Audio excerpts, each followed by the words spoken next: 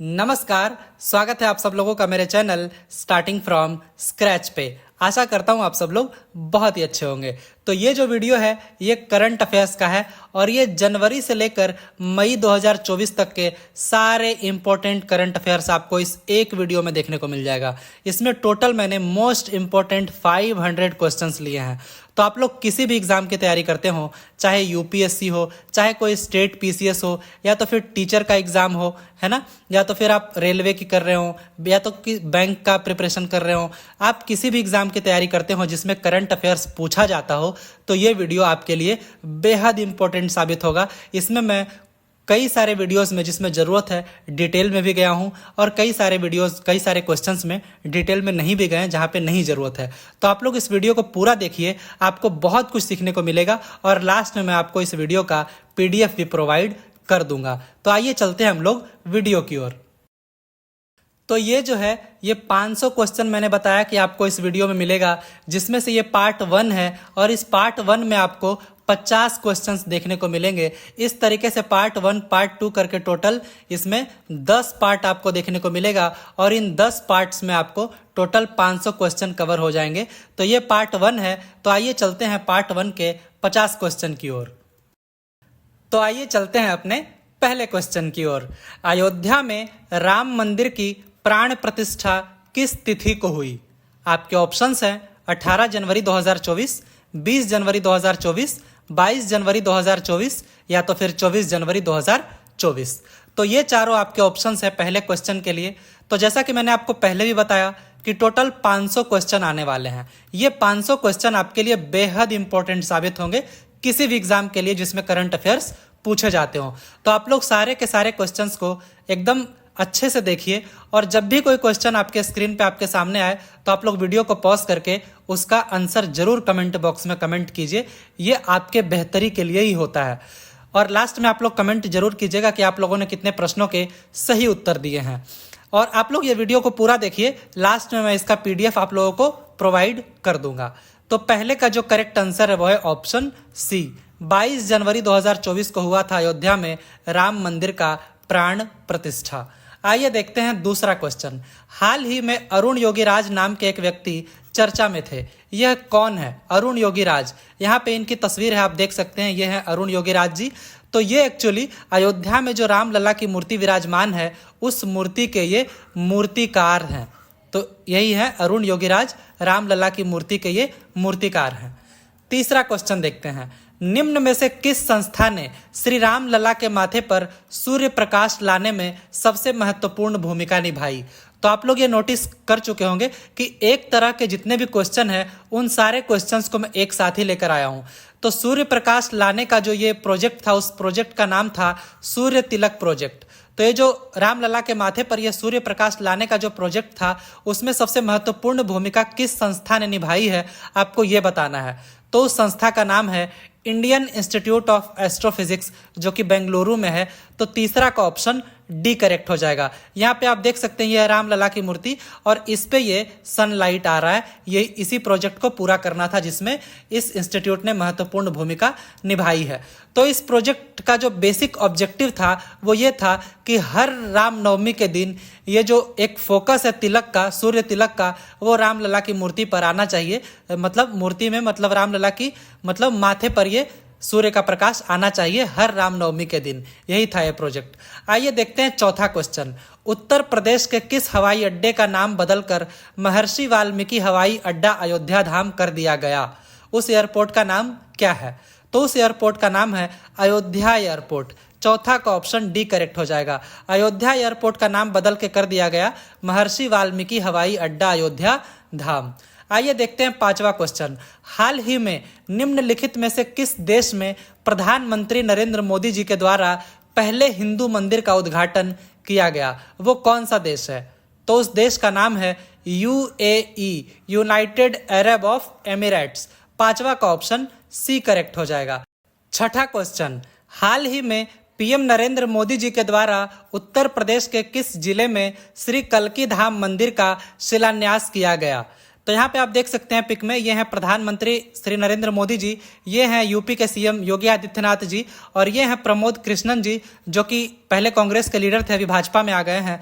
तो आपको बताना है कि श्री कल्की धाम मंदिर का शिलान्यास किस जिले में किया गया है प्रधानमंत्री नरेंद्र मोदी के द्वारा। तो उस जिले का नाम है संभल जिला। छठा का यहाँ पे ऑप्शन डी करेक्ट हो जाएगा, जो कि यूपी में ही है, संभल जिला। आइए देखते हैं सातवां क्वेश्चन, बट उसके पहले आप ये जान लीजिए कि ये जो लॉर्ड कल्की हैं, भगवान कल्की, ये भगवान विष्णु के 10वें अवतार माने जाते हैं। तो सातवां क्वेश्चन अब देखते हैं। हाल ही में प्रधानमंत्री नरेंद्र मोदी ने किस राज्य में मां कामाख्या कॉरिडोर का शिलान्यास किया है? तो मां कामाख्या कॉरिडोर का शिलान्यास किया गया है असम राज्य में। तो सातवां का ऑप्शन डी करेक्ट हो जाएगा। आठवां देखते हैं। दुनिया का पहला 3D प्रिंटेड मंदिर ये भारत के किस राज्य में बनाया गया है? तो दुनिया का पहला 3D प्रिंटेड मंदिर बनाया गया है तेलंगाना में। तो आठवां का ऑप्शन ए करेक्ट हो जाएगा। नौवां देखते हैं। दुनिया की पहली 3D प्रिंटेड मस्जिद ये किस देश में बनाई गई है? तो पिछले क्वेश्चन में मंदिर पूछा जा रहा था, यहाँ पे मस्जिद पूछा जा रहा है, 3D प्रिंटेड मस्जिद। तो ये बनाया गया है सऊदी अरबिया में। तो नौवां का ऑप्शन डी करेक्ट हो जाएगा। 10वां क्वेश्चन। हाल ही में राष्ट्रपति इब्राहिम रईसी की हवाई दुर्घटना में मृत्यु हो गई, वह किस देश के राष्ट्रपति थे? तो यहाँ पे आप पिक्चर में देख सकते हैं, ये हैं इब्राहिम रईसी। तो आपको बताना है कि ये किस देश के राष्ट्रपति थे। इनकी अभी हाल ही में हवाई दुर्घटना में मृत्यु हो गई है। तो ये थे ईरान के राष्ट्रपति। 10वां का ऑप्शन ए करेक्ट हो जाएगा। तो थोड़ा और डिटेल जान लेते हैं। ये ईरान के राष्ट्रपति थे, ये एक हार्ड लाइनर थे और पोटेंशियल सक्सेसर थे। किसके सक्सेसर होने वाले थे? ये होने वाले थे सुप्रीम लीडर जो हैं ईरान के, अयातुल्लाह अली खमै। इनके ये हो सकता है आगे जाके सक्सेसर हो जाते, मतलब ईरान के सुप्रीम लीडर ये बन जाते, बट अब तो इनकी मृत्यु हो गई है हेलीकॉप्टर क्रैश में। इनके साथ साथ उस हेलीकॉप्टर पे और भी कुछ लोग थे, जैसे कि वहाँ के जो फॉरेन मिनिस्टर हैं हुसैन अमीर अब्दुल्ला, ये भी थे उस हेलीकॉप्टर पे, ये भी शामिल थे। और भी 6 लोग थे, उनमें पैसेंजर भी थे और क्रू मेंबर भी थे। उन सबकी मृत्यु हो गई है इस हेलीकॉप्टर क्रैश में। अब क्या होगा वहाँ पे जो उपराष्ट्रपति हैं, वाइस प्रेसिडेंट, वो ऑटोमेटिकली वहाँ के बन जाएंगे प्रेसिडेंट। मोहम्मद मुखबेर वहाँ के प्रेसिडेंट ऑटोमेटिकली बन जाएंगे, जब तक कि वहाँ पे चुनाव नहीं हो जाता है, जो कि 50 दिनों के भीतर हो जाएगा।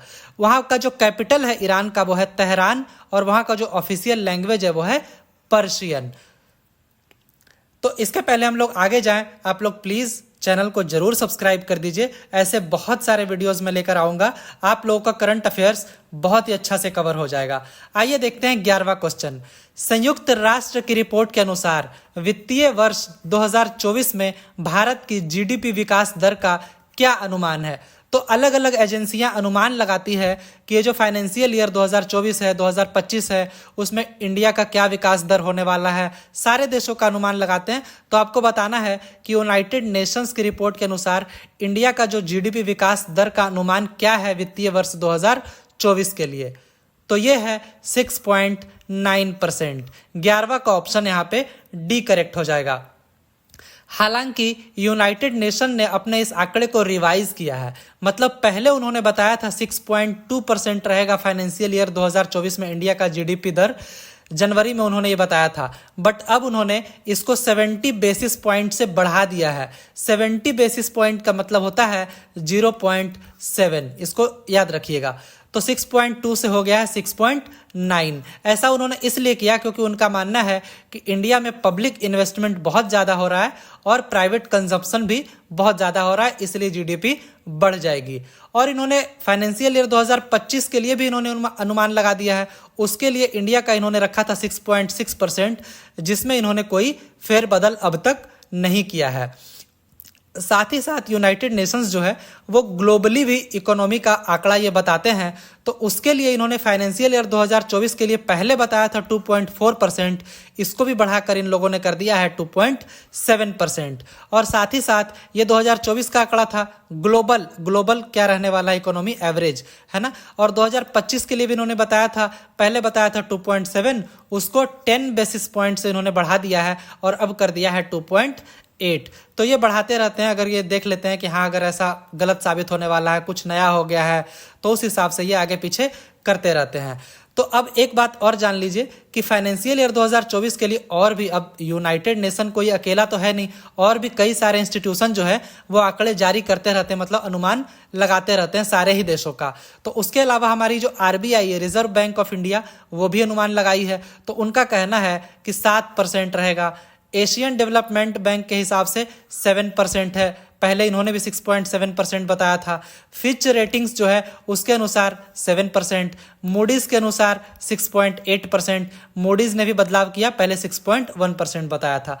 तो ये आप लोग कुछ आंकड़े जैसे कि आरबीआई का जो है और यूनाइटेड नेशंस का जो है ये ध्यान रखिएगा। यूनाइटेड नेशंस का है 6.9% और आरबीआई के अनुसार 7%, ये आप लोग ध्यान रखिएगा।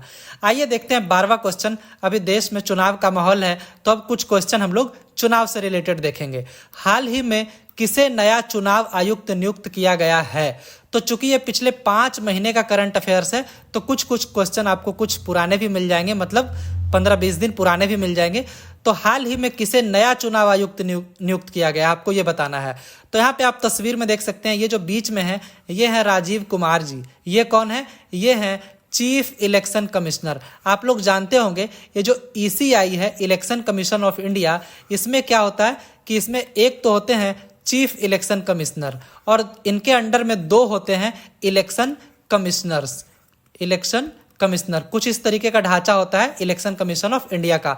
तो ये जो चीफ इलेक्शन कमिश्नर हैं ये हैं राजीव कुमार। लेकिन यहाँ पे पूछा जा रहा है इलेक्शन कमिश्नर बने हैं 2, तो वो कौन कौन है? तो वो हैं, एक बने हैं ज्ञानेश कुमार और एक बने हैं सुखबीर सिंह संधू जी। तो यहाँ पे ऑप्शन डी करेक्ट हो जाएगा, बोथ ए एंड बी। तो ये हैं सुखबीर सिंह संधू जी और ये हैं ज्ञानेश कुमार जी। तो ये दोनों बने हैं इलेक्शन कमिश्नर्स और ये है चीफ इलेक्शन कमिश्नर जो कि पहले से हैं राजीव कुमार जी। आइए देखते हैं आगे 13वां क्वेश्चन। 2024 के लोकसभा चुनाव का टैग लाइन क्या है? तो इसका टैग लाइन है चुनाव का पर्व देश का गर्व। तो यहाँ पे मैंने पिक्चर भी लगाया, देख सकते हैं आप लोग। तो यहाँ पे 13वां का ऑप्शन सी करेक्ट हो जाएगा। आइए देखते हैं 14वां, बट उसके पहले आप थोड़ा सा ये जान लीजिए कि ये जो लोकसभा का चुनाव हो रहा है जिसको जनरल इलेक्शन भी कहते हैं 2024 का, तो ये 18वां लोकसभा का चुनाव है। और ये आप लोग जान रखिएगा कि ये 7 फेजेस में होने वाला है, जिसमें 5 फेज कंप्लीट हो चुका है, 2 फेज के चुनाव अभी और बचे हुए हैं और इसका रिजल्ट आएगा 4 जून 2024 को। आइए देखते हैं 14वां क्वेश्चन। भारत में हो रहे लोकसभा के चुनाव को देखने के लिए कितने देशों के प्रतिनिधि भारत पहुंचे हैं?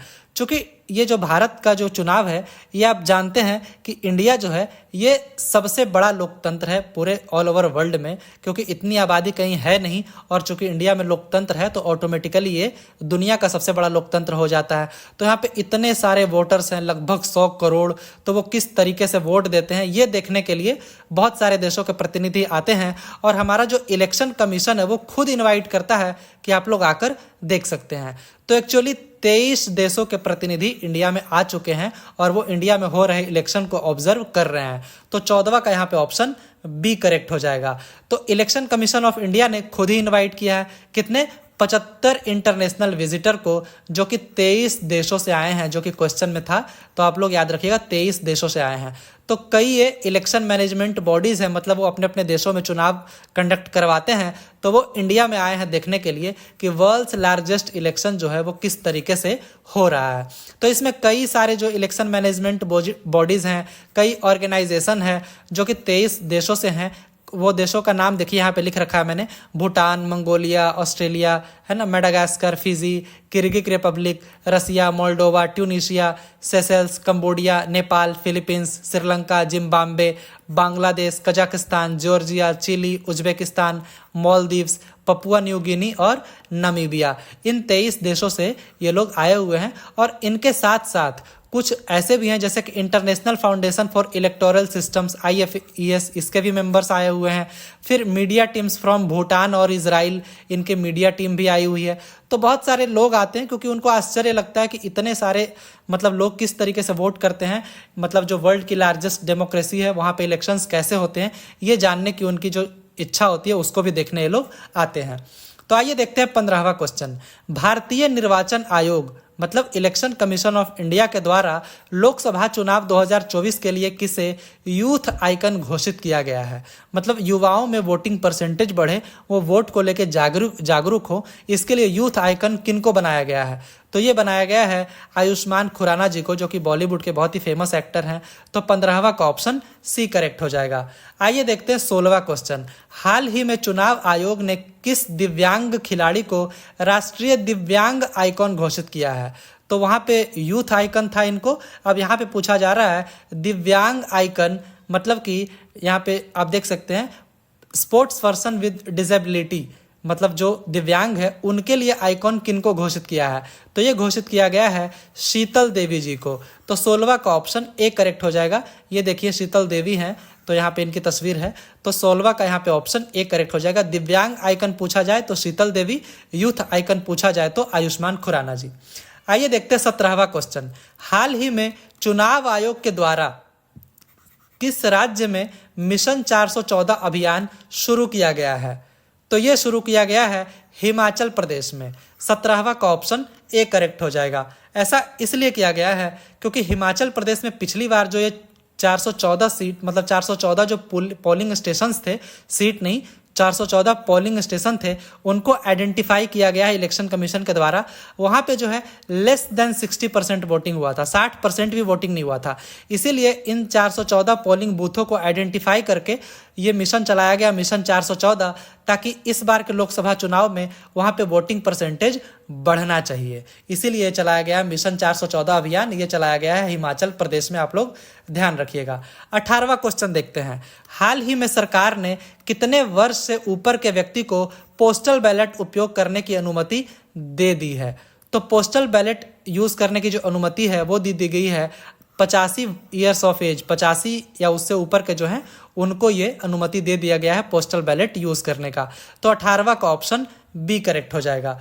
19वां देखते हैं, बहुत ही इंपॉर्टेंट क्वेश्चन है, आप लोग इसको ध्यान रखिएगा स्टार मार्क करके। हाल ही में 100 अरब डॉलर का प्रेषण, मतलब रेमिटेंसेस प्राप्त करने वाला पहला देश कौन सा बना है? रेमिटेंसेस क्या होता है? जैसे इंडिया का कोई व्यक्ति सऊदी अरबिया में चला गया है ना, या तो यूएई में चला गया, अमेरिका में चला गया, कहीं पे भी चला गया, वहां से जो पैसा वो कमा रहा है और वो वापस वो इंडिया में भेज रहा है, उस पैसे को कहा जाता है रेमिटेंसेस। तो 100 अरब डॉलर रेमिटेंसेस प्राप्त करने वाला पहला देश कौन सा बना है? तो ये बन गया है इंडिया। 19वां का यहाँ पे ऑप्शन बी करेक्ट हो जाएगा। इसके बारे में और डिटेल आप लोग जान लीजिए कि इंडिया ने टोटल 111 बिलियन डॉलर का रेमिटेंसेस प्राप्त किया है। अगर एग्जैक्ट बताऊं तो 111.22 बिलियन डॉलर। 2022 का ये आंकड़ा आप लोग ध्यान रखिएगा, ये आंकड़ा अभी आया है 2022 का, और ये लार्जेस्ट इन द वर्ल्ड है। इतना दुनिया में कोई और देश को इतना रेमिटेंसेस नहीं मिला है। तो India became the first country, India पहला ऐसा कंट्री बना है जो कि ना तो सिर्फ 100 बिलियन डॉलर पहुंचा है बल्कि उसको पास भी किया है। और ये रिपोर्ट कहां से आया? यूनाइटेड नेशंस माइग्रेशन एजेंसी से ये रिपोर्ट आया है। तो आप लोग ध्यान रखिए, वर्ल्ड माइग्रेशन रिपोर्ट 2024 का ये आंकड़ा है और इसको जारी किसने किया है? इंटरनेशनल ऑर्गेनाइजेशन फॉर माइग्रेशन ने इसको जारी किया है। तो इस आंकड़े के अनुसार इंडिया टॉप पे है, दूसरे पे है मैक्सिको, तीसरे पे है चाइना, चौथे पे फिलीपींस और पांचवे पे है फ्रांस। तो आप टॉप 5 तो आप लोग याद रखिएगा, मिनिमम टॉप 3 तो याद रखिएगा, इंडिया, मैक्सिको और चाइना।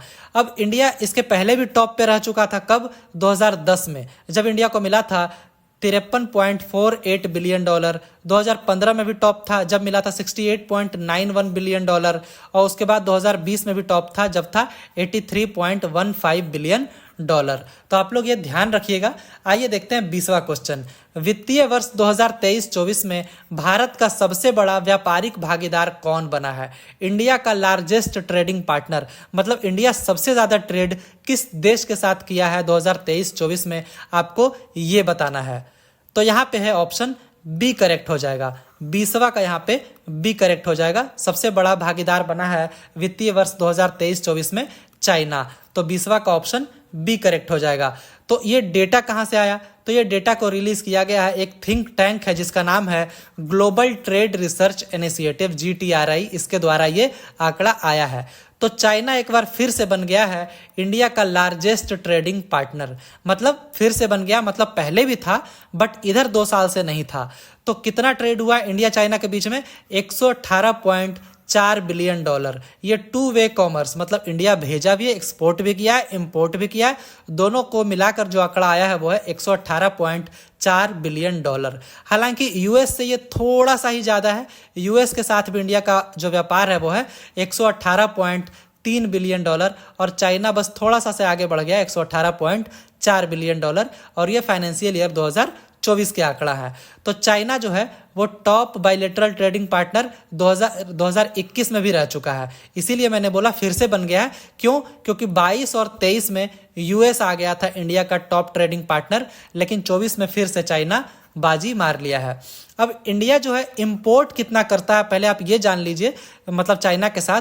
तो इंपोर्ट जो है वो 3.24% से इंडिया का इंपोर्ट, मतलब जो आयात करता है चाइना से, वो बढ़ गया 3.24% से। तो कितना इंपोर्ट किया इंडिया चाइना से? $101.7 बिलियन। और एक्सपोर्ट भी बढ़ा है, हालांकि 8.7% से एक्सपोर्ट है $16.67 बिलियन। तो आप देख सकते हैं लगभग वन वे ट्रेड है, क्योंकि रेशियो अगर आप देखेंगे तो 6:1 का ट्रेड होता है। मतलब 6 गुना जो है इंडिया इंपोर्ट करता है, मंगवाता है चाइना से, और एक्सपोर्ट करता है सिर्फ $16.67 बिलियन, और इंपोर्ट कर रहा है $101.7 बिलियन। तो ये सब आंकड़े भी आप लोग ध्यान रखिएगा। आइए देखते हैं 21वां क्वेश्चन। हाल ही में भारत के प्रसिद्ध खिलाड़ी सुनील छेत्री, इन्होंने संन्यास की घोषणा कर दी है। तो ये किस खेल से संबंधित है आपको ये बताना। ये इनकी तस्वीर है, तो ये बहुत ही फेमस खिलाड़ी आप लोग जानते होंगे। तो ये फुटबॉल खिलाड़ी थे और इन्होंने फुटबॉल से अब संन्यास ले लिया है। तो 21वां का यहाँ पे ऑप्शन बी करेक्ट हो जाएगा। बट इनके बारे में जानने के लिए बहुत कुछ है, तो आप लोग ध्यान से आप लोग जान लीजिए कि इन्होंने रिटायर कर लिया है इंटरनेशनल फुटबॉल से। हालांकि इमीडिएट रिटायरमेंट नहीं है, इनका अभी नेक्स्ट मैच होना है 6 जून 2024 को, जो कि बेसिकली फीफा के लिए क्वालिफायर मैच है कुवैत के साथ। वो इनका आखिरी मैच होगा साल्ट लेक स्टेडियम कोलकाता में, ये आखिरी मैच खेलेंगे 6 जून 2024 को। अभी जो है ये करंटली एक कैप्टन है किनका? ब्लू टाइगर्स का। ब्लू टाइगर्स कौन सी टीम है भाई? तो ये इंडिया का जो मेंस फुटबॉल टीम है उसको ये निक नेम दिया गया है ब्लू टाइगर्स का, उसी के ये मतलब इंडियन फुटबॉल टीम के ये अभी कैप्टन है। इनका जर्सी नंबर 9 है।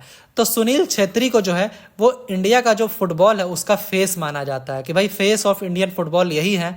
और इसकी वजह भी है क्योंकि अभी के जो एक्टिव प्लेयर्स हैं उनमें जो इनका रैंक है वो है 3rd highest international goal scorer, मतलब ये तीसरे हाईएस्ट इंटरनेशनल गोल स्कोरर है। कितना गोल इन्होंने स्कोर किया है? 94। इंटरनेशनली की बात हो रही है। पहले पे कौन है? क्रिस्टियानो रोनाल्डो, इनका 128 इंटरनेशनल गोल है, और ये पोर्चुगल के हैं, मतलब पुर्तगाल के हैं। दूसरे पे हैं अर्जेंटीना के लियोनेल मेसी, जिनका 106 इंटरनेशनल गोल है। तो इन दोनों के बाद जो तीसरे नंबर पे वो हैं सुनील छेत्री 94 गोल्स के साथ। अब इनको कुछ अवार्ड भी मिला है सुनील छेत्री को, जैसे कि अर्जुना अवार्ड। अर्जुना अवार्ड कौन सा अवार्ड है भाई?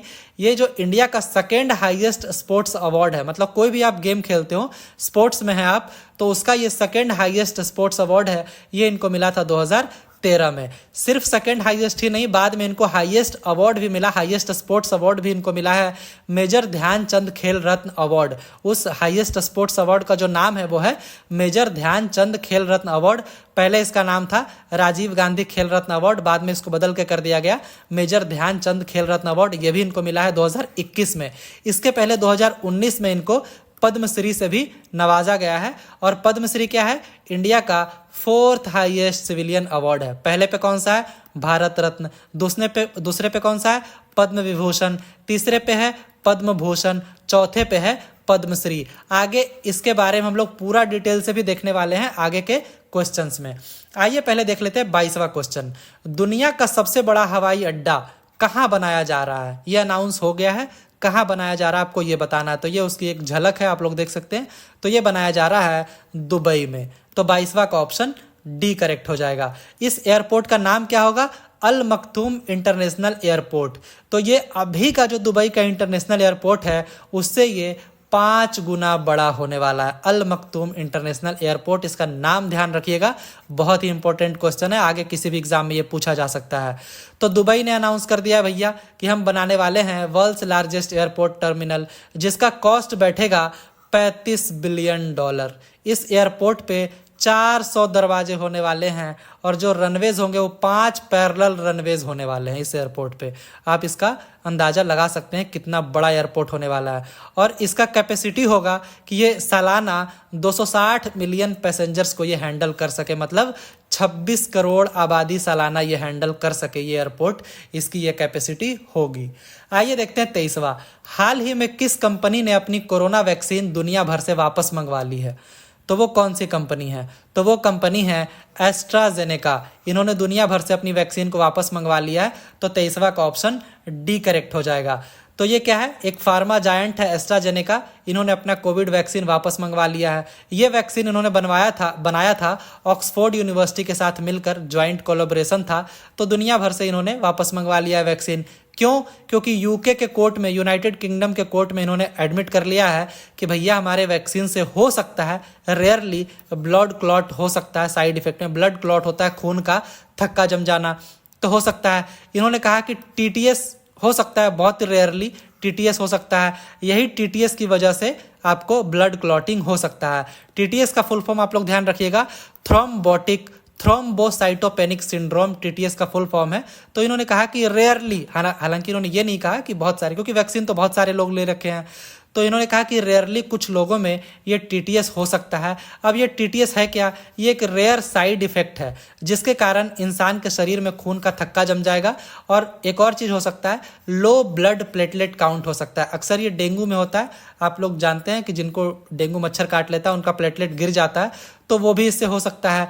तो इन्होंने यूके के कोर्ट में एक्चुअली ये एडमिट कर लिया है और यूके में 81 मृत्यु भी हो चुकी है इससे रिलेटेड, और कई सारे सैकड़ों लोग मतलब इंजर्ड भी हैं। इसी के लिए इन्होंने अपना वैक्सीन वापस मंगवा लिया है। हालांकि इन्होंने एक वजह ये भी दे दिया है कि चूंकि कई देशों के पास हमने वैक्सीन ज़्यादा मतलब एक्सपोर्ट कर दिया था तो उनके पास सरप्लस पड़ा हुआ, इसीलिए वापस मंगवा रहे हैं। तो दोनों ही वजह है। आइए देखते हैं 24वां क्वेश्चन। हाल ही में जारी हुई ग्लोबल इलेक्ट्रिसिटी रिव्यू, इस रिपोर्ट के अनुसार सौर ऊर्जा उत्पादन में भारत का रैंक क्या है? मतलब कि ग्लोबल इलेक्ट्रिसिटी रिव्यू जो रिपोर्ट है उसके अनुसार इंडिया का रैंक क्या है सोलर पावर जनरेशन के मामले में? तो इसमें इंडिया का रैंक है तीसरा। 24वां का यहाँ पे ऑप्शन सी करेक्ट हो जाएगा। तो रिपोर्ट का नाम क्या है? ग्लोबल इलेक्ट्रिसिटी रिव्यू रिपोर्ट 2024 जो है। तो इसको जारी कौन किया है? इसको जारी किया है ग्लोबल एनर्जी, एक थिंक टैंक है जिसका नाम है एम्बर। ये आप लोग नाम ध्यान रखिएगा, एम्बर ने इस रिपोर्ट को जारी किया है। इस रिपोर्ट के अनुसार क्या है, क्या कहा जा रहा है कि इंडिया ने जो है सरपास कर लिया है, मतलब पीछे छोड़ दिया है जापान को तीसरा नंबर हासिल करने के लिए। पहले जापान तीसरे नंबर पे था, अब इंडिया हो गया तीसरे नंबर पे, है ना। 2023 का ये आंकड़ा है, आप लोग ध्यान रखिएगा। रिपोर्ट आया 2024 में, लेकिन आंकड़ा ये 2023 का है। तो इंडिया की जो रैंकिंग है वो इम्प्रूव की है। कहाँ से भाई? 9वें प्लेस पे था इंडिया 2015 में, अब हो गया है तीसरे प्लेस पे 2024 में। तो इंडिया की रैंकिंग कुछ इस तरीके से इम्प्रूव की है। पहले पे है चाइना, दूसरे पे है इंडिया, आप लोग ये ध्यान रखिएगा, तीसरे पे इंडिया हो गया है। तो 2023 का अगर बात करें, क्योंकि ये जो है पूरा मतलब रिपोर्ट है ये आया 2024 में, आंकड़े तो 2023 का ये मैं पहले ही बता चुका हूँ। तो 2023 में क्या हुआ है, इंडिया ने जनरेट किया है 5.8% इलेक्ट्रिसिटी जो है अपना, वो सोलर एनर्जी से इन्होंने पाया है 5.8%। तो आइए अब देखते हैं आगे 25वां क्वेश्चन। हाल ही में प्रधानमंत्री नरेंद्र मोदी को order of the Druk Gyalpo से सम्मानित किया गया है। यह किस देश का सर्वोच्च नागरिक सम्मान है? जैसे इंडिया का सर्वोच्च नागरिक सम्मान क्या है? भारत रत्न। उसी तरीके से आपको यह बताना है कि order of the Druk Gyalpo ये किस देश का सर्वोच्च नागरिक सम्मान है जिससे प्रधानमंत्री नरेंद्र मोदी को अभी हाल ही में सम्मानित किया गया है। तो ये है भूटान देश का सर्वोच्च नागरिक सम्मान। तो 25वां का ऑप्शन सी करेक्ट हो जाएगा। तो ये पहले ऐसे foreign head of the government है जिनको इस ऑनर से इनको नवाजा गया है। भूटान के किंग कौन है, राजा कौन है वहाँ पे? तो ये हैं जिग्मे खेसर नामग्याल वांगचुक, ये वहाँ के राजा हैं। और वहाँ के प्राइम मिनिस्टर कौन है? ये है सेरिंग तोब्गे। आइए देखते हैं 26वां क्वेश्चन। हाल ही में किस कंपनी ने भारत की पहली स्वदेशी रूप से निर्मित की गई माइक्रो कंट्रोलर चिप को लॉन्च किया गया है? मतलब एक देशी रूप से बनाया गया माइक्रो कंट्रोलर चिप, तो वो किस कंपनी ने बनाया है भारत में? पहली बार ऐसा हुआ है, आपको उस कंपनी का नाम बताना है। तो उस कंपनी का नाम है माइंड ग्रोव टेक्नोलॉजी। ये आप लोग ध्यान रखिएगा, ये क्वेश्चन भी काफ़ी इंपॉर्टेंट है। तो 26वां का यहाँ पे ऑप्शन ए करेक्ट हो जाएगा। तो ये जो माइंड ग्रोव टेक्नोलॉजी है कंपनी है, ये एक्चुअली आईआईटी मद्रास के द्वारा बैक्ड एक स्टार्टअप है। माइंड ग्रोव टेक्नोलॉजी, ये आप लोग ध्यान रखिएगा। तो इन्होंने बना दिया है इंडिया का पहला जो है indigenously designed micro controller chip. Indigenously का मतलब होता है देशी रूप से, मतलब यहीं पे इसको विकसित किया गया है। तो अब इससे होगा क्या कि इंडिया का जो कंज्यूमर इलेक्ट्रॉनिक गुड्स जो मेकर्स हैं, तो उनको क्या एक चीपर ऑप्शन मिल जाएगा, क्योंकि इंडिया में ही बन रहा है तो ऑब्वियसली ये सस्ता होगा, क्योंकि बाहर से आता है तो उस पर जानते हैं एक्सपोर्ट ड्यूटी, इंपोर्ट ड्यूटी, पता नहीं क्या क्या ड्यूटीज़ लग के यहाँ पे महंगा हो जाता है। फिर जो बनाए हैं वो भी तो फ़ायदा अपना मतलब निकाल के ही बेचेंगे। तो ये एक चीपर ऑप्शन मिल जाएगा। तो इससे क्या हो जाएगा कि न्यू दिल्ली का जो मेक इन इंडिया है, मतलब भारत सरकार जो एक प्रोग्राम है मेक इन इंडिया, उसको भी पुश मिलने वाला है इलेक्ट्रॉनिक सेक्टर में। तो ये भी इससे फायदा होने वाला है। आइए देखते हैं 27वां क्वेश्चन। सुशील कुमार मोदी जी, जिनका अभी हाल ही में मृत्यु हो गया, ये किस क्षेत्र से संबंधित थे? तो ये इनकी तस्वीरें आप लोग देख सकते हैं। तो ये एक्चुअली पॉलिटिक्स से संबंधित थे। ये बिहार के उप मुख्यमंत्री रह चुके हैं और भी ये कई चीज़ों में, मतलब पॉलिटिक्स में ये काफ़ी एक्टिव थे। बट हाल ही में इनकी कैंसर से मृत्यु हो गई एम्स हॉस्पिटल दिल्ली। 28वां क्वेश्चन देखते हैं। अब कुछ गवर्नमेंट स्कीम्स देख लेते हैं जो पिछले कुछ 4-5 महीनों में आए हैं और बेहद ही इंपॉर्टेंट गवर्नमेंट स्कीम्स हैं जो किसी भी एग्जाम में पूछा जा सकता है। तो देखते हैं इसको पहले। विधवा पुनर्विवाह प्रोत्साहन योजना की शुरुआत किस राज्य में की गई? विडो रीमैरिज इंसेंटिव स्कीम की शुरुआत किस राज्य में की गई है?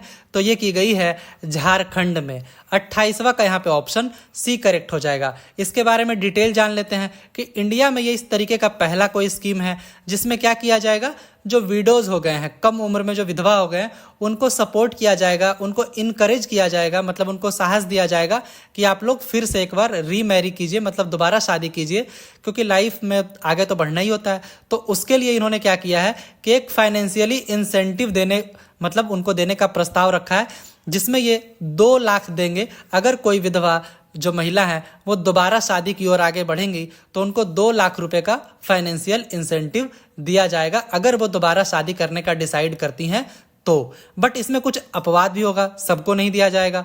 किनको नहीं दिया जाएगा? जो गवर्नमेंट एम्प्लॉयज़ हैं उनको नहीं दिया जाएगा, या तो जिनको पेंशन मिल रहा है उनको भी नहीं दिया जाएगा इस योजना में लाभ, या तो फिर जो इनकम टैक्स पे कर रहे हैं उनको भी इस योजना के तहत लाभ नहीं दिया जाएगा। तो झारखंड के जो सीएम हैं वो हैं चंपाई सोरेन। तो इसको आप लोग ध्यान रखिएगा।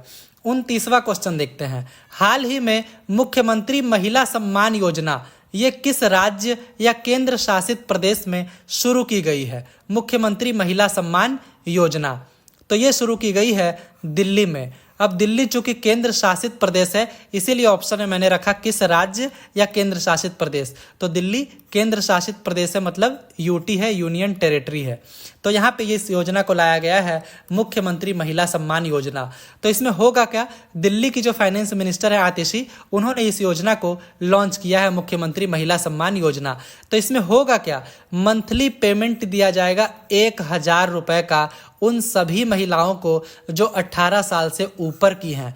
बट यहाँ पे भी कुछ अपवाद हैं, जैसे कि कुछ लोगों को नहीं दिया जाएगा, जैसे कि जिनको ऑलरेडी भैया किसी तरीके की सहायता या पेंशन मिल रही है दिल्ली सरकार से, तो उनको इस योजना के थ्रू लाभ नहीं दिया जाएगा। साथ ही साथ जो गवर्नमेंट एम्प्लॉय हैं उनको भी इस योजना के तहत लाभ नहीं दिया जाएगा। टैक्स पेइंग वीमेन है उनको भी लाभ नहीं दिया जाएगा, और जिनको लाभ दिया जाएगा वो तभी दिया जाएगा अगर वो दिल्ली की वोटर आईडी कार्ड रखी हुई हैं, तभी उनको इस योजना के तहत लाभ दिया जाएगा। मतलब अगर वो दिल्ली की सिटीजन है तभी उनको इस योजना के तहत लाभ दिया जाएगा। आइए देखते हैं 30वां क्वेश्चन। हाल ही में महतारी वंदन योजना, इस योजना की शुरुआत किस राज्य में की गई? महतारी वंदन योजना तो ये शुरू किया गया छत्तीसगढ़ राज्य में। तो 30वां का ऑप्शन यहाँ पे ए करेक्ट हो जाएगा। ये भी पिछली योजना की तरह ही है लगभग। इसमें भी मंथली इकोनॉमिक असिस्टेंस दिया जाएगा 1000 रुपए का औरतों को, है ना। तो सालाना कितना हो जाएगा? 12,000 रुपया, तो उनको एम्पावर किया जाएगा फाइनेंशियली सपोर्ट देकर, मतलब पैसों से सपोर्ट देकर, है ना। तो इसमें क्या है, सिर्फ मैरिड वीमेन जो है छत्तीसगढ़ की वही इस योजना के थ्रू एलिजिबल रहेंगी। लेकिन इसमें भी कोई शर्त है, जैसे कि उनका एनुअल इनकम जो है, जो भी बेनिफिशियरी मतलब जो लेने वाले हैं इस योजना के तहत लाभ, उनकी फैमिली का जो एनुअल इनकम है वो 2.5 लाख से ज़्यादा नहीं होना चाहिए, मतलब 2.5 लाख से कम ही होना चाहिए। साथ ही साथ जो भी वीमेन इसके तहत अप्लाई करेंगे उनका जो एज है वो होना चाहिए 23 से 60 साल के बीच में। और साथ ही साथ जो विडोज़ हैं, मतलब जो विधवा हैं, ऑर्फेंस हैं, मतलब अनाथ है, साथ ही साथ जो अबेंडन्ड वीमेन है, मतलब जिनको पति ने छोड़ दिया है, वो भी इस योजना के तहत लाभ ले सकते हैं। तो भाई यहाँ पे एक्सेप्शन में एक ही चीज़ है कि 2.5 लाख से मतलब कम ही होना चाहिए, जो भी बेनिफिशियरी है उनकी फैमिली का इनकम 2.5 लाख से कम ही होना चाहिए। और साथ ही साथ जो महिला है जो इसके तहत लाभ लेना चाहती हैं वो मैरिड होनी चाहिए। आइए देखते हैं 31वां क्वेश्चन। हाल ही में पिरुल लाओ पैसे पाओ ये अभियान किस राज्य में शुरू किया गया है? तो ये शुरू किया गया है उत्तराखंड राज्य में। 31वां का ऑप्शन सी करेक्ट हो जाएगा। तो इसके बारे में जान लेते हैं क्या। तो ये योजना का नाम है पिरुल लाओ पैसा पाओ, उत्तराखंड गवर्नमेंट ने लॉन्च किया है। तो इसका मतलब क्या है, क्यों लॉन्च किया गया है? तो एक्चुअली इसमें क्या है, to control the forest fires raging in the state, मतलब उस स्टेट मेरा मतलब उत्तराखंड में बहुत ही ज़्यादा जंगलों में आग लग रहा है, तो उसको कंट्रोल करने के लिए इस योजना को लाया गया है पिरुल लाओ पैसे पाओ। इसका मेन मकसद क्या है कि ये जो वाइल्ड फायर्स है, जंगलों में जो आग लग रहा है उसको रोकना इसका मकसद है। तो होगा क्या, कैसे रुकेगा? तो इसमें क्या है, जो वहाँ के लोकल्स हैं और यूथ हैं उस मतलब उन लोगों का इसमें एक्टिव पार्टिसिपेशन चाहिए। इसमें होगा क्या कि आपको ड्राई पिरुल, मतलब जो सूखे जो है पिरुल होता क्या है, तो पिरुल आप देखिए यहाँ पे फोटो में देख सकते हैं इस तरीके का होता है। ये एक्चुअली होता क्या है, मतलब बहुत ही सूखा होता है, इसमें आग जल्दी लग जाता है। तो इससे क्या है, ये जंगलों में होता है तो इसको जलना बहुत आसान हो जाता है। तो सरकार क्या बोली कि भाई आप इसको कलेक्ट करके लाओ और इससे हम आपको पैसा देंगे। कितना पैसा देंगे? 50 रुपया पर केजी देंगे अगर आप इसको कलेक्ट करके लाते हो तो, है ना। तो ये पिरुल को क्या कहा जाता है? पाइन ट्री लीव्स, इसको पाइन ट्री के पत्ते भी इनको कहा जाता है। तो भैया आप जंगलों से इसको लेकर आओ और उसके बाद हम आपको पैसे देंगे 50 रुपया पर केजी। तो जंगलों में ये रहेगा नहीं तो आग कुछ कम लगेगा, है ना, तो इससे फायदा होने वाला है। और जो पैसे मिलेंगे वो डायरेक्टली उनके अकाउंट में ट्रांसफर कर दिया जाएगा। तो और इसके बारे में जान लीजिए कि ये पिरुल जो लाएगा, तो जो कलेक्टेड पिरुल हो जाएगा, सरकार के पास जो पिरुल जमा हो जाएगा उससे क्या करेंगे, ये पैक कर देंगे और इसको आगे प्रोसेस कर देंगे इंडस्ट्रीज को कि भैया आप इसका यूज़ कीजिए। अब पिरुल उत्तराखंड में किसको कहा जाता है? मैंने अभी बताया कि ये पाइन ट्री के पत्तों को कहा जाता है पिरुल।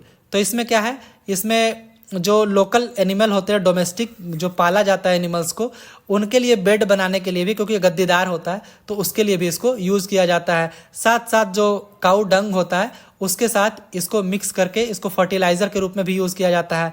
फिर जो फल वगैरह जो पैक करते हैं पैकेट में, वहाँ भी इसको नीचे रखा जाता है ताकि फल चुराए नहीं, है ना, सड़े नहीं और चुराए नहीं ज़्यादा इधर उधर लगकर, उसमें भी इसका यूज़ किया जाता है। तो पिरुल्स के बहुत सारे यूज़ हैं। और साथ ही साथ स्टेट गवर्नमेंट ये भी कर रही है कि ये सारे पिरुल को जमा करके ना एक 25 किलोवाट का एक मतलब पावर प्लांट ये इन्हीं पिरुल की सहायता से बनवा रही है, जिससे क्या होगा, पावर जनरेशन में हेल्प मिलेगा। तो आप लोग बस इतना ध्यान रखिएगा, ये जो पिरुल लाओ पैसा पाओ जो अभियान है ये उत्तराखंड सरकार के द्वारा चलाया गया है और मेन पर्पस इसका है कि भैया जो जंगलों में आग लग रहा है उसको कंट्रोल करना है। और जो पिरुल जमा करके लोग सरकार को देंगे तो सरकार उसके बदले में 50 रुपये पर केजी पेमेंट देगी डायरेक्ट अकाउंट्स में। आइए देखते हैं 32वां क्वेश्चन। हाल ही में स्कूल ऑन व्हील्स परियोजना की शुरुआत किस राज्य में की गई है? स्कूल ऑन व्हील्स मतलब व्हील का मतलब होता है चक्का, मतलब चक्कों के ऊपर स्कूल चल रहा है, मतलब एक गाड़ी में स्कूल चल रहा है। तो इस योजना का जो मतलब शुरुआत है ये किस राज्य में किया गया है? तो ये किया गया है मणिपुर में, है ना। तो 32वां का ऑप्शन बी करेक्ट हो जाएगा। तो वहाँ की जो गवर्नर है अनुसुईया यूके, उन्होंने इस योजना को लॉन्च किया है। तो अब ये क्यों किया गया है भैया? ये जो योजना है यहाँ पे आप देख रहे हैं स्कूल ऑन व्हील्स, इस योजना को क्यों लॉन्च किया गया है? तो ये किया गया है educate students in relief camps.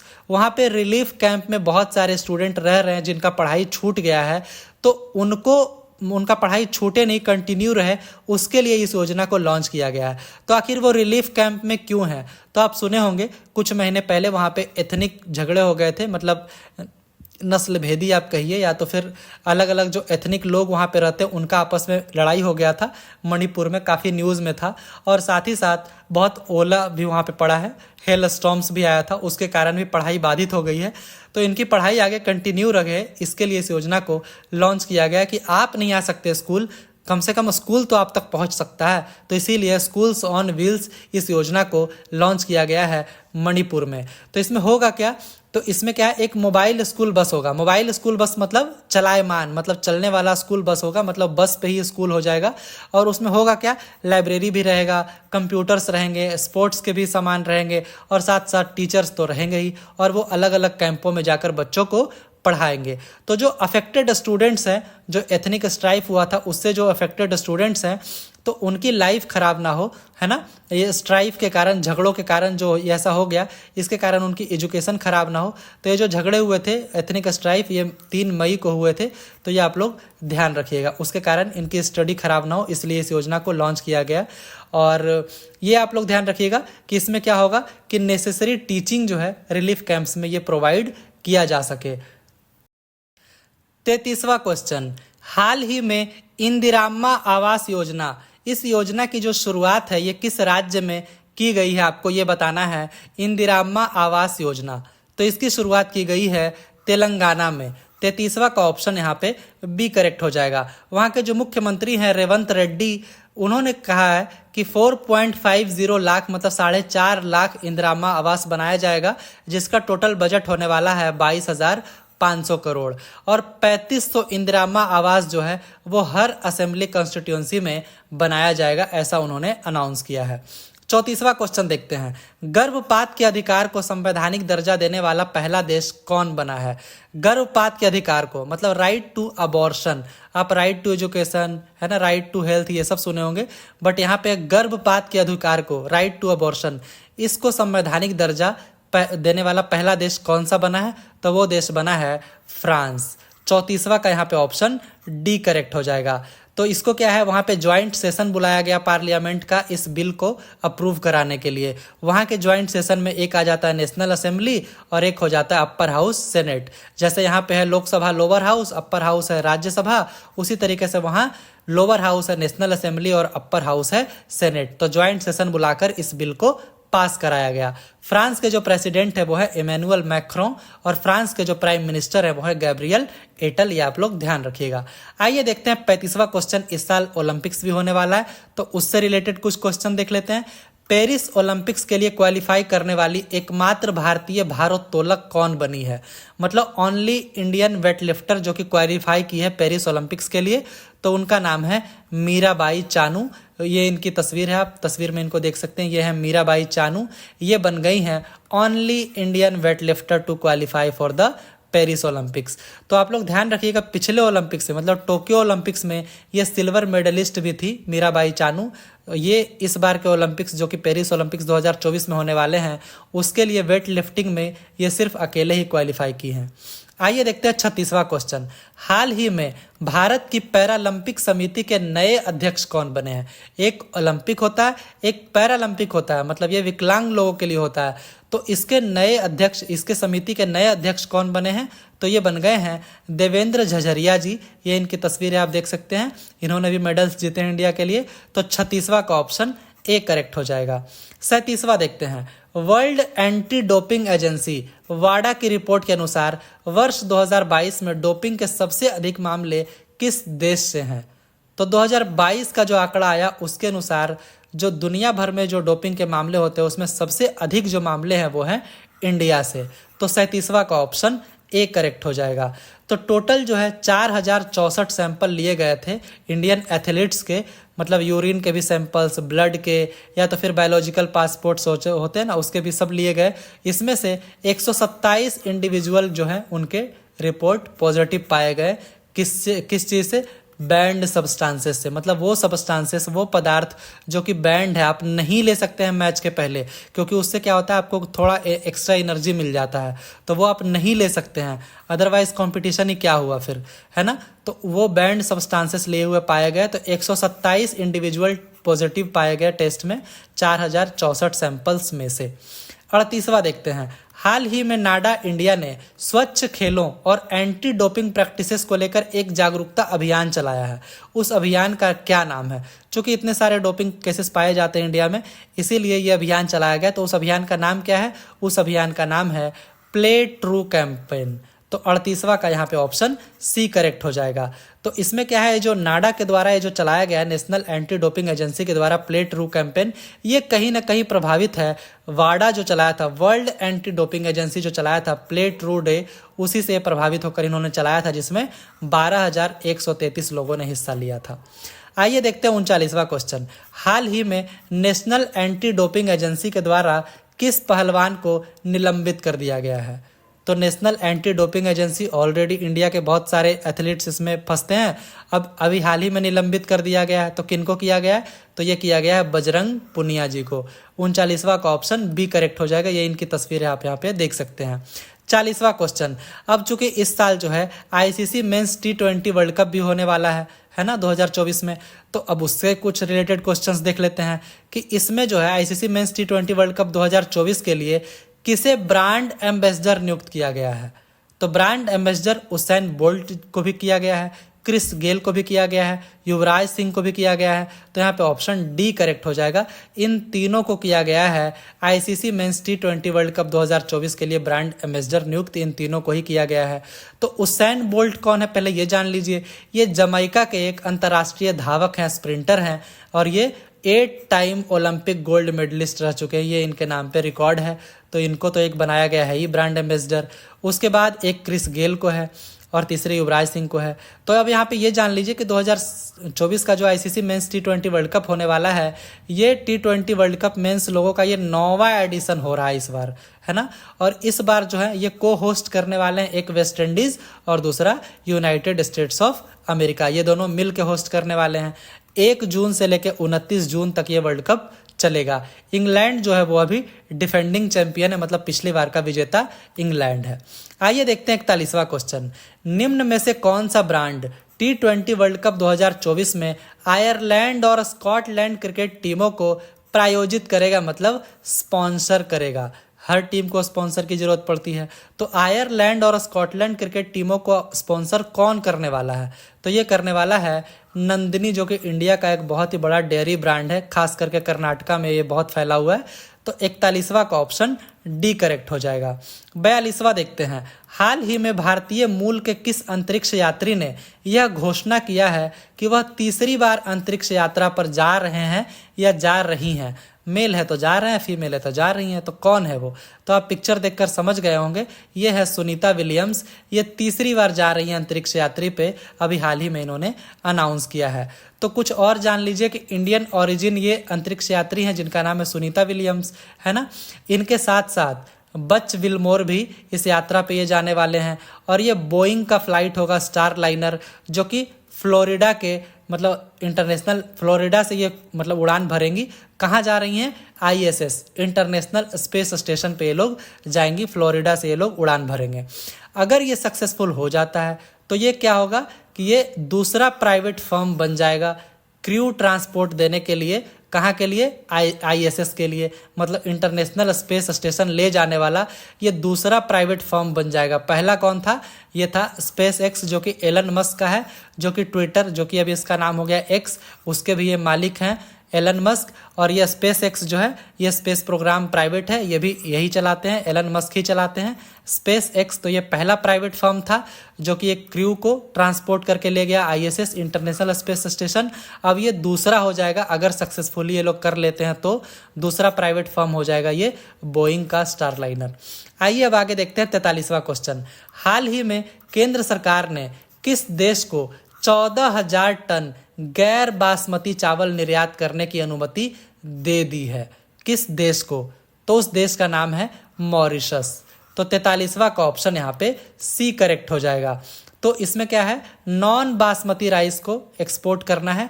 तो पहले क्या है, इसको प्रोहिबिट मतलब बैन कर दिया गया था सरकार के द्वारा जुलाई 2023 में। ऐसा इसलिए किया जाता है कि एक तो भाई अगर एक्सपोर्ट कर दोगे तो यहाँ पे कम हो जाएगा कोई चीज़, और डिमांड उतना ही है तो प्राइस बढ़ जाएगा।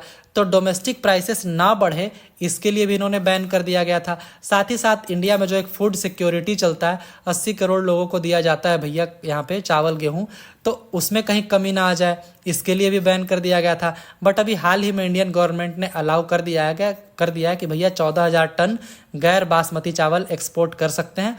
तो किसको, तो वो देश का नाम है मॉरिशस। 43वां का ऑप्शन सी करेक्ट हो जाएगा। 44वां देखते हैं, है ना, हाल ही में निम्नलिखित में से कौन सा देश नॉर्थ अटलांटिक ट्रीटी ऑर्गेनाइजेशन मतलब नेटो का 32वां सदस्य बना है। मतलब इसके पहले 31 सदस्य थे, अभी हाल ही में एक 32वां सदस्य बना है। वो कौन है आपको ये बताना है। तो वो देश है स्वीडन। 44वां का ऑप्शन डी करेक्ट हो जाएगा। तो ये जो नेटो है इसको नॉर्थ अटलांटिक अलायंस भी कहा जाता है। इसमें 30 यूरोपियन मेंबर है और 2 नॉर्थ अमेरिकन मेंबर हैं। एक यूएसए हो गया और एक कनाडा हो गया। ये दोनों इसके नॉर्थ अमेरिकन मेंबर हैं, है ना, नेटो के। तो नेटो का जो सेक्रेटरी जनरल है वो कौन है, ये है जेंस स्टोल्टनबर्ग। नेटो का हेडक्वार्टर कहाँ है, ये बेल्जियम की राजधानी ब्रसेल्स में है। तो नेटो है क्या, तो ये कलेक्टिव सिक्योरिटी सिस्टम है ना।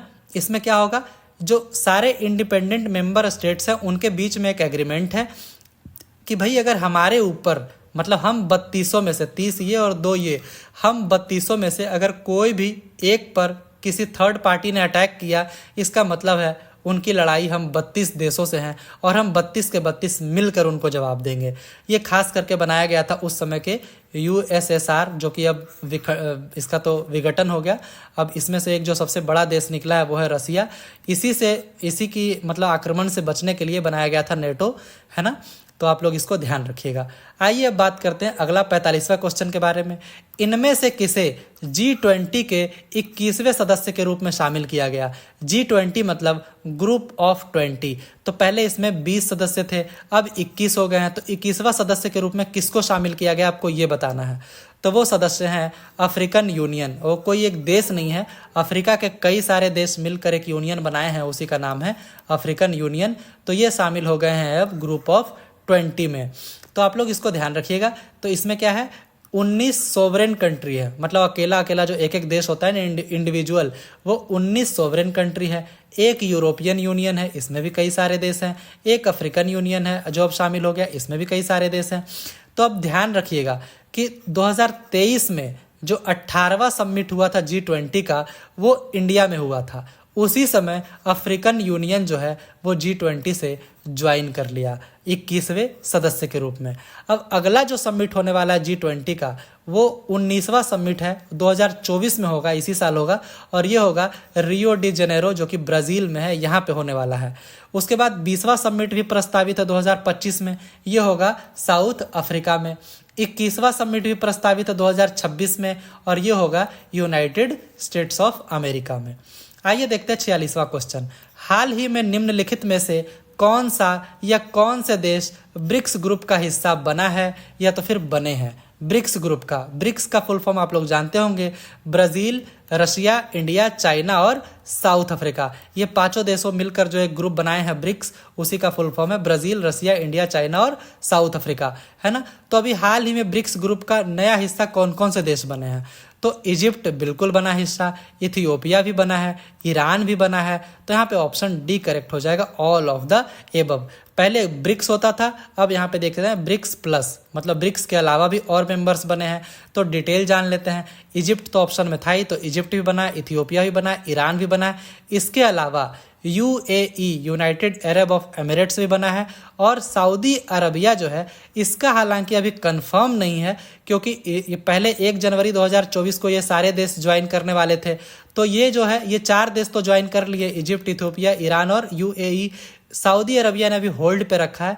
अभी इन्होंने बोला है कि अभी भी हम इसके बारे में सोच रहे हैं। हालांकि अर्जेंटीना भी जुड़ने वाला था, लेकिन अर्जेंटीना में चुनाव हुए थे पिछले साल के लास्ट में, और इनके नए प्रेसिडेंट बन गए जेवियर मिली। तो इन्होंने भैया अनाउंस कर दिया कि हम लोग ब्रिक्स ग्रुप से नहीं जुड़ने वाले हैं।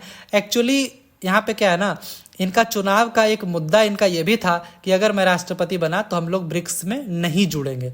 तो ऑब्वियसली ये बन गए, तो इन्होंने ब्रिक्स ग्रुपिंग का हिस्सा बनने से अपने आप को पीछे खींच लिया, मतलब अपने देश को पीछे खींच लिया। इसलिए अर्जेंटीना तो नहीं बना, सऊदी अरेबिया भी अभी होल्ड पे रखा हुआ है, लेकिन इजिप्ट, इथियोपिया, ईरान और यूएई बन चुके हैं ऑफिशियली ब्रिक्स ग्रुपिंग का हिस्सा। आगे देखते हैं 47वां क्वेश्चन। हाल ही में जेवियर गेरार्डो मिली ये किस देश के नए राष्ट्रपति चुने गए हैं? तो अभी पिछले क्वेश्चन में हम लोग बात कर चुके हैं, ये अर्जेंटीना के नए राष्ट्रपति चुने गए और इन्होंने ही ब्रिक्स ग्रुपिंग का हिस्सा बनने से अर्जेंटीना को मना कर दिया। 48वां क्वेश्चन देखते हैं। G7 शिखर सम्मेलन 2024 में ये होने वाला है 2024 में, तो इसमें भारत को आमंत्रित किया गया है। ये किस देश में आयोजित होगा? अब G7 का इंडिया तो मेंबर है नहीं, लेकिन फिर भी इंडिया को यहाँ पे आमंत्रित किया गया है। तो ये किस देश में आयोजित होने वाला आपको ये बताना है। तो ये इटली में आयोजित होने वाला है। 48वां का यहाँ पे ऑप्शन सी करेक्ट हो जाएगा। G7 के मेंबर्स आप यहाँ पे देख लीजिए, Canada, France, Germany, Italy, Japan, UK और यूएस। पहले रसिया भी था, लेकिन रसिया ने क्या है, यूक्रेन पे अटैक कर लिया था, क्रेमिया को हथिया लिया था, इसीलिए G7 ने रशिया को बाहर फेंक दिया। तो अब G7 बच गए इसमें, है ना। तो अभी क्या है, प्राइम मिनिस्टर नरेंद्र मोदी जी जो हैं उन्होंने इस इनविटेशन को एक्सेप्ट कर लिया है। इनवाइट करने वाले कौन थे? इटालियन काउंटर पार्ट, मतलब काउंटर पार्ट होता है, मतलब यहाँ के प्राइम मिनिस्टर नरेंद्र मोदी हैं और इटली के प्राइम मिनिस्टर जॉर्जिया मेलोनी है, इसलिए इनको कहा जाता है इटालियन काउंटर पार्ट, है ना। तो ये 50वां जी समिट होने वाला है पुगलिया, इटली में। उसके लिए इन्होंने प्राइम मिनिस्टर नरेंद्र मोदी को इन्वाइट किया और इन्होंने इन्वाइट स्वीकार कर लिया। तो 49वां जो G7 समिट है ये जापान में हुआ था पिछली बार, है ना। ये तो 50वां होने वाला है इस साल 2024 में, लेकिन 2023 में जो हुआ था 49वां समिट था और ये हुआ था जापान में। अगला जो है 51वां G7 समिट ये होगा कनाडा में, मतलब अभी ये फाइनल हो चुका है, तो ये आप लोग ध्यान रखिएगा। 49वां क्वेश्चन देखते हैं। हाल ही में केंद्र सरकार ने नागरिकता संशोधन कानून लागू कर दिया है। इसके अंतर्गत किन धर्मों के लोगों को नागरिकता दी जाएगी? तो यहाँ पे ऑप्शन देख लेते हैं। हिंदूज को, तो हाँ, हिंदुओं को दी जाएगी नागरिकता इसके अंतर्गत। सिख लोगों को भी दिया जाएगा, बौद्ध लोगों को भी दिया जाएगा। तो यहाँ पे ऑप्शन डी करेक्ट हो जाएगा, ऑल ऑफ द एबव। तो इसके बारे में और जान लेते हैं कि इसके तहत होगा क्या, कि जो परसिक्यूटेड माइनॉरिटीज है, मतलब जो प्रताड़ित अल्पसंख्यक है, उनको भारत की नागरिकता दी जाएगी। किन धर्मों के लोगों को? हिंदुओं को, सिख लोगों को, बौद्ध लोगों को, जैन को, पारसियों को और क्रिश्चियन लोगों को। इन 6 धर्मों के जो लोग हैं और वो अगर अफगानिस्तान, बांग्लादेश और पाकिस्तान से अगर वो धार्मिक प्रताड़ना झेलकर इंडिया आ गए हैं ऑन और बिफोर 31 दिसंबर 2014, मतलब 31 दिसंबर 2014 के पहले जो इंडिया आ गए हैं अफगानिस्तान, बांग्लादेश और पाकिस्तान से धार्मिक प्रताड़ना झेलकर, और अगर वो इन 6 धर्मों से वो ताल्लुक रखते हैं तो ही उनको इस मतलब सिटीजनशिप अमेंडमेंट एक्ट के थ्रू उनको भारत की नागरिकता दी जाएगी। तो ये सारे पॉइंट आप लोग ध्यान रखिएगा। सिर्फ यही 6 धर्मों के लोगों को दिया जाएगा और सिर्फ यही 3 देशों से आए होंगे तो ही दिया जाएगा, और 31 दिसंबर 2014 के पहले वो भारत आ गए होंगे तो ही दिया जाएगा। इस सिटीजनशिप अमेंडमेंट एक्ट के थ्रू भारत की नागरिकता तभी दी जाएगी। तो इसमें विवाद सिर्फ एक ही है कि इसमें मुस्लिम्स को नहीं शामिल किया गया है, तो इसलिए विवाद हो रहा है। बट भारत सरकार का ये कहना है कि चूंकि अफगानिस्तान, बांग्लादेश और पाकिस्तान ये मुस्लिम देश ही हैं, तो वहाँ पे मुस्लिम देश है और मुस्लिमों से ही भेदभाव हो, धार्मिक प्रताड़ना हो, ऐसा मुमकिन कम है, इसीलिए मुस्लिम्स को शामिल नहीं किया गया है। बट आप लोग एक बात ध्यान रखिएगा, इसमें किसी की नागरिकता छीनी नहीं जाएगी। बस ये है कि मुस्लिम्स अगर आए हैं इन 3 देशों से तो उनको इसके तहत नागरिकता नहीं दी जाएगी, नॉर्मल वे से वो अप्लाई करके नागरिकता ले सकते हैं। 50वां क्वेश्चन देखते हैं। हाल ही में नागरिकता संशोधन कानून CAA सिटीजनशिप अमेंडमेंट एक्ट के तहत पहली बार कितने लोगों को नागरिकता दी गई है? तो ये भैया ये स्टार्ट हो चुका है नागरिकता देना, आप यहाँ पे पिक्चर्स देख सकते हैं, इन लोगों को दी गई है। तो पहली बार 14 लोगों को नागरिकता दी गई है। तो 50वां का यहाँ पे ऑप्शन बी करेक्ट हो जाएगा। तो यूनियन जो होम सेक्रेटरी है अजय भल्ला, उन्होंने इन लोगों को नागरिकता का जो सर्टिफिकेट था वो हैंड ओवर किया। एक सेरेमनी आयोजित किया गया दिल्ली में और वहाँ पे इन्होंने इनको नागरिकता दी। तो ये जो सारे नागरिकता है वो ऑनलाइन मतलब जो है एप्लीकेशन के थ्रू प्रोसेस किया गया और बाद में फिर नागरिकता इनको हैंड ओवर कर दिया गया। तो इसके तहत हम लोग पहले बात कर चुके हैं पिछले क्वेश्चन में, सिटीजनशिप अमेंडमेंट एक्ट के थ्रू ये क्या करता है, सिटीजनशिप देता है हिंदुओं को, पारसी लोगों को, सिख लोगों को, बौद्ध, जैन और क्रिश्चियंस को। हु फ्लेड टू इंडिया, जो इंडिया भाग कर आ गए, मुस्लिम मेजोरिटी अफगानिस्तान, बांग्लादेश और पाकिस्तान से बिफोर 31 दिसंबर 2014 रिलीजियस परसिक्यूशन झेलकर मतलब धार्मिक प्रताड़ना झेलकर अगर वो इंडिया आ गए 31 दिसंबर 2014 के पहले, तो उनको इस के तहत नागरिकता दी जाएगी। तो ये थे हमारे 50 क्वेश्चंस। आशा है आप लोगों को बेहद पसंद आए होंगे और ये आगे कंटिन्यू रहेगा, तो आप लोग इस वीडियो के साथ जुड़े रहिए। Thank you so much. Please channel को सब्सक्राइब कर दीजिए अगर आप लोगों ने अब तक नहीं किया है, तो आगे आपको इस तरीके के बहुत सारे वीडियोस देखने को मिलेंगे। Thank you so much.